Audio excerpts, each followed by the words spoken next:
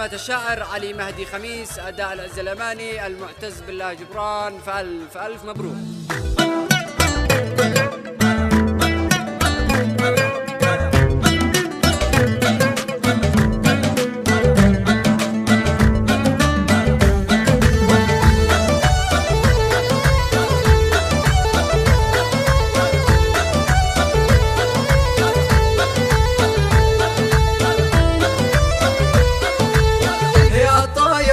سعد علي بالسحايب في عرسه، جز لساني عن وصوفه عبد الرزاق، في زفافه عز صاحب كل نشمي، بالفرح اعلن وقوفه.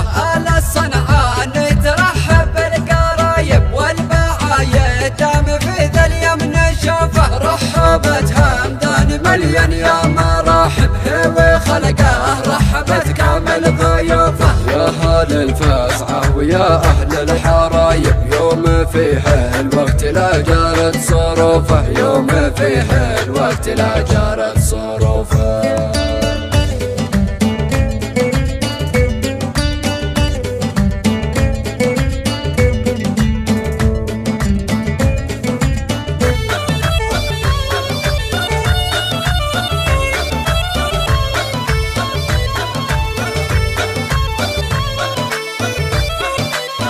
من يجيكم قاصد الفزعه مطالب، يرتكي ظهره وتتقوى كتوفه، زفوا منا التهنئه لعز صاحب، حبرها دام الورد تنقش حروفه. يا ابن خالد افتهن وانسى المتاعب، يهناك اليوم دام فيك شوق وشغوفه، جعل سعدك دايما والحزن غايب، يا من انت اللي بنعجز عن وصوفه. من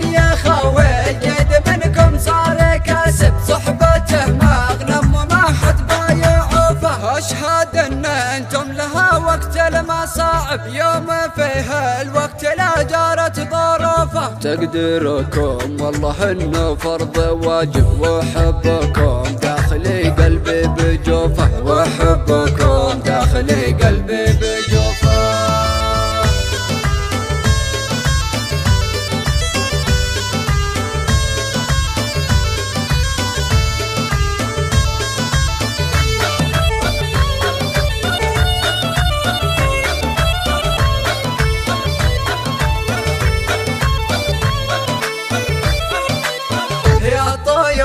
سعد علي بالسحايب في عرسه، جز لساني عن وصوفه عبد الرزاق، في زفافه عز صاحب كل نشمي، بالفرح اعلن وقوفه. آل الصنعاني ترحب بالقرايب والبعايد، دام في ذا اليمن شوفه، رحبت همدان مليون يا مرحب، هو خلقه رحبت كامل ضيوفه. يا هل الفزعه ويا أهل الحرايب، يوم فيه الوقت لا جارت صروفه، يوم فيه الوقت لا جارت صروفه.